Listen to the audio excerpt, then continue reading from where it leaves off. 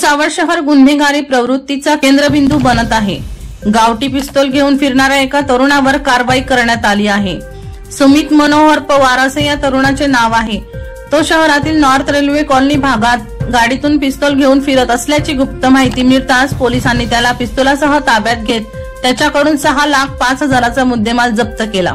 जळगाव जिल्ह्यात गणपती उत्सव साजरा होत असल्याने पोलीस अधीक्षक doctor Maheshwar Reddy, upper police अधीक्षक अशोक नखाते यांच्या सूचनेनुसार तसेच पोलीस निरीक्षक बबन आव्हाड यांच्या मार्गदर्शनानुसार भुसावळ शहरात स्थानिक गुन्हे शाखेचे पोलीस उपनिरीक्षक Dattatray Pote, police head constable Kamlakar Bhalchandra Bagul, police head constable Gopal Gawade, police head constable Sangpal Rajaram Tayde, Pravin Pundlik Bhalerao, police constable Sachin Pod हे पेट्रोलिंग करीत होते।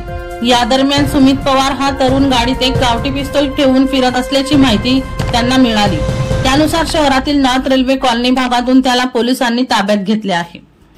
सुनील पाटील यांचा रिपोर्ट, बुलंद पोलीस टाइम्स, जळगाव।